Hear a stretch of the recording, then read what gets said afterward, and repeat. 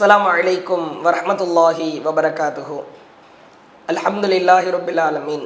கண்ணியம் நிறைந்த இஸ்லாமிய சகோதர சகோதரிகளே, இறைவனுக்காக நம்முடைய குர்பானி வணக்கங்களை உள தூய்மையோடு நாம் அமைத்து கொள்வதற்கு கடமைப்பட்டிருக்கிறோம். குர்பானி கொடுக்கிற பொழுது எந்தெந்த பிராணிகளை குர்பானி கொடுக்கலாம் என்பது குறித்து அல்லாஹும் அல்லாஹுவின் தூதர் ஸல்லல்லாஹு அலைஹி வஸல்லம் அவர்களும் நமக்கு மிக தெளிவாய் விளக்குகிறார்கள். அல்லாஹு திருக்குர்ஆனில் 22வது அத்தியாயம் 34வது வசனத்தில் பேசுகிறான். ஒலிகுல்லி உம்மத்தின் ஜஅல்னா மன்சகா லியதுகுரு ஸ்மல்லாஹி அலா மா ரஸகஹும் மின் பஹீமத்தில் அன்ஆம். அல்லாஹ் அவர்களுக்கு வழங்கியிருக்கிற ஆடு, மாடு, ஒட்டகம் ஆகிய கால்நடைகளின் மீது அல்லாஹுவின் பெயரை கூறுவதற்காக குர்பானி கொடுப்பதை ஒவ்வொரு சமுதாயத்திற்கும் நாம் ஏற்படுத்தி இருக்கிறோம். ஆடு, மாடு, ஒட்டகம் ஆகிய பிராணிகளை அறுக்கிற பொழுது இறைவனின் பெயர் கூறி அறுக்க வேண்டும். இந்த பிராணிகள் குர்பானி கொடுப்பதற்கான பிராணிகளாய் ஒவ்வொரு சமுதாயத்திற்கும் நாம் ஏற்படுத்தி இருக்கிறோம் என்று அல்லாஹு மிக தெளிவாய் எடுத்துரைக்கிறார். மற்றும் ஒரு வசனத்தில் அல்லாஹு மிக தெளிவாய் விளக்குகிறான். சூரா அல் அன்ஆம் 143வது வசனத்தில் அல்லாஹு பேசுகிறார்.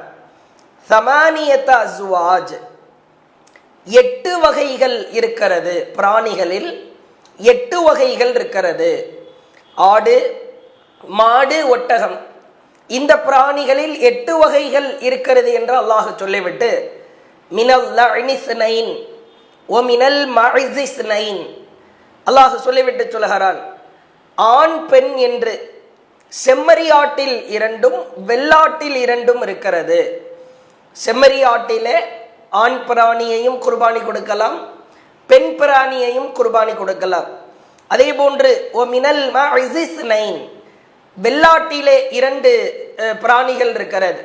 ஆண் பிராணிகளையும் பெண் பிராணிகளையும் குர்பானி கொடுக்கலாம்.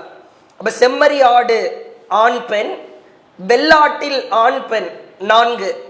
144வது 6வது அத்தியாயம் 144வது வசனத்தில் அல்லாஹ் சொல்லுகிறான், ஒ மினல் இபிலிஸ்னைன் ஒ மினல் பக்கரிஸ்னைன், ஒட்டகத்தில் 2 இருக்கிறது. ஆண் ஒட்டகம், பெண் ஒட்டகம்.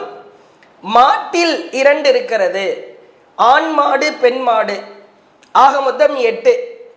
ஆடு, ஆட்டில் 2 வகை, செம்மறி ஆடு, வெள்ளை ஆடு.